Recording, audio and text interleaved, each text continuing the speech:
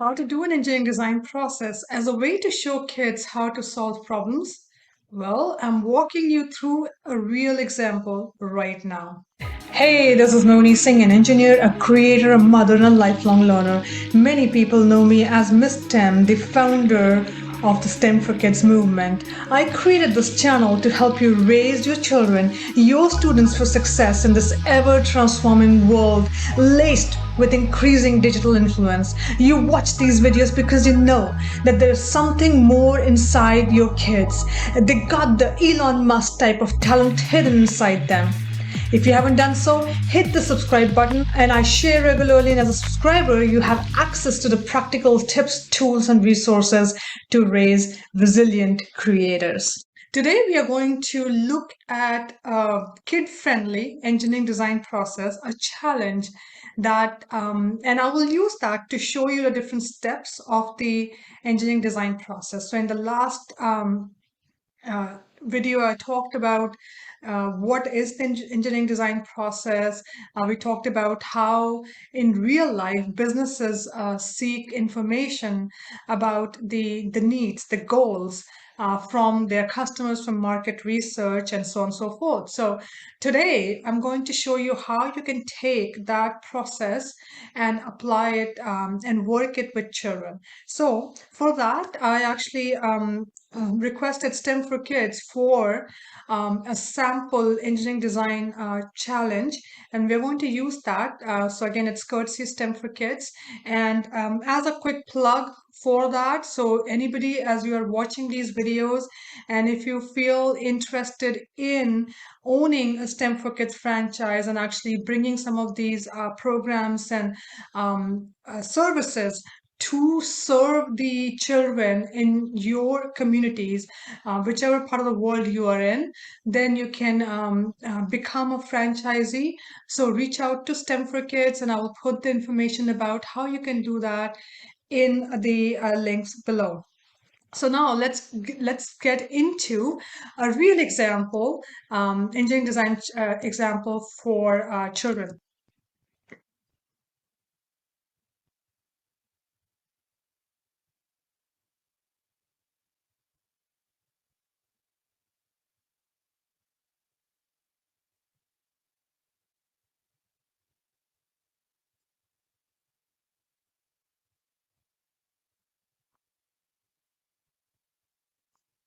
So this is an example of an engineering design challenge, again, coming from STEM for Kids. So we're going to walk through this very quickly. Now, we were talking about having a clear goal, right? That's the very first step, is having a clear goal about what is it that the students, that the children are going to be doing. So in this scenario, the goal is to help children think, plan, and build like engineers.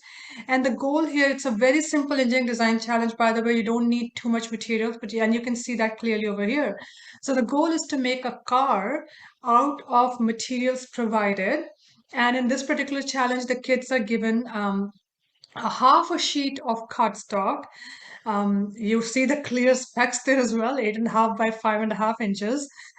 They get one straw, they get one skewer, and they get tape, scissors, and a circular template. And so when you actually present this to the students, and by the way, a project, an engineering design challenge like this can work for, depending on where you are with the children.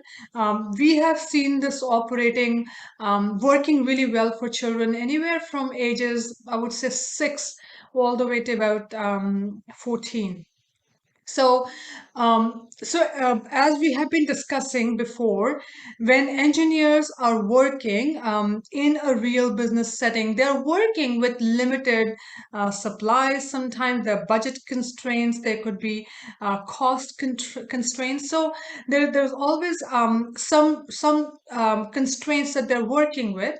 And in this scenario, in this particular challenge, in order to mimic those real life constraints, they have been given a very limited amount of materials that the children have to utilize to make a car. Now, that's the goal, right?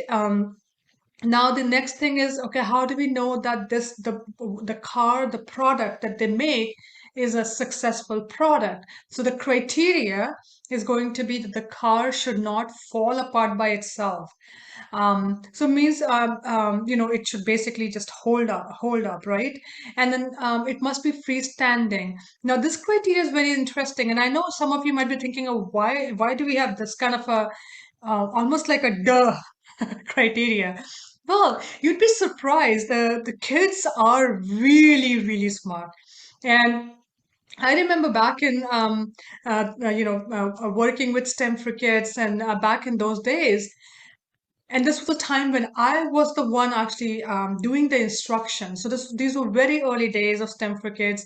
I had never done instruction before. I was coming from the corporate world, and I put myself out there, with the children, kind of doing the instruction because it was important, right? When you're bringing all this the knowledge or the complexities of the corporate world, bringing it down to a child's level and applying it with them, it was very important for me to see firsthand how the children were taking that information, how were they connecting with it, so that we could I could make changes in the real time. So being my customers.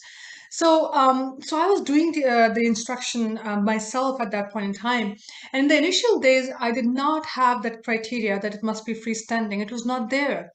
And there was a group of students, uh, at least one student or a group of students who actually made the product. It was like a model, right? It looked like a car, but they actually attached it to the wall or to the table. So this thing would not move. So it just looked like a static model, and so that's why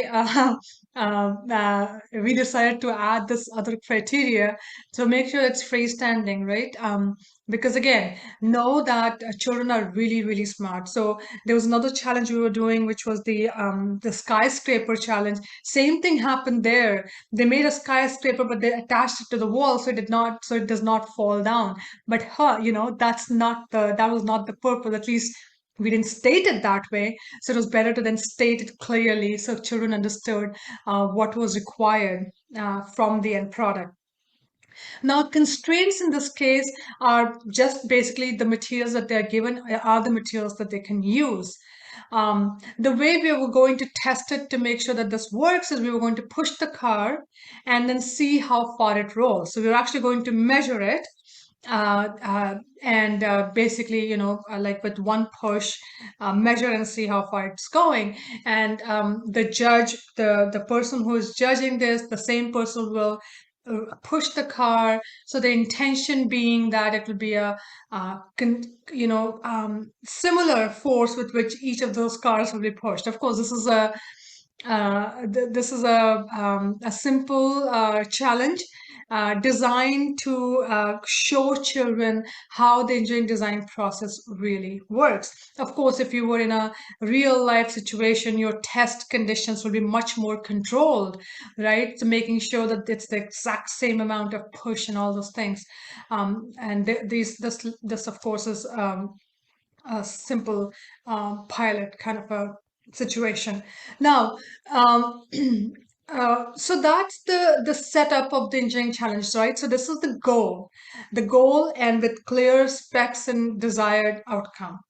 Okay, so when I was describing in the past couple of videos about be very clear about what the goal is, this is what it meant. Now, again, going back to the real life situations, in order to come up with the goals, the companies would actually be doing market research. They'll be doing surveys, they'll be researching, they'll be talking with their customers, doing focus groups, and basically all kinds of research and planning to figure out that goal.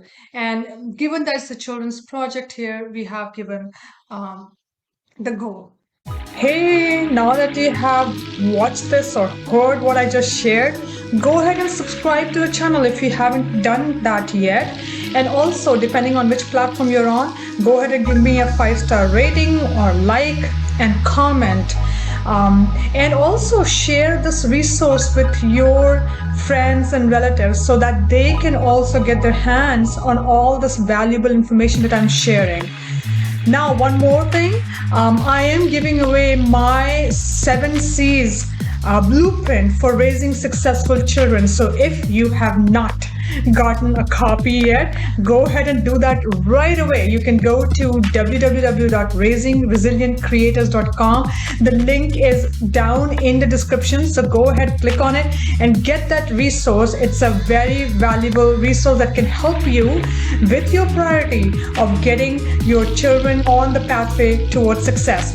So with that, again, subscribe to the channel and go ahead and get that resource right away.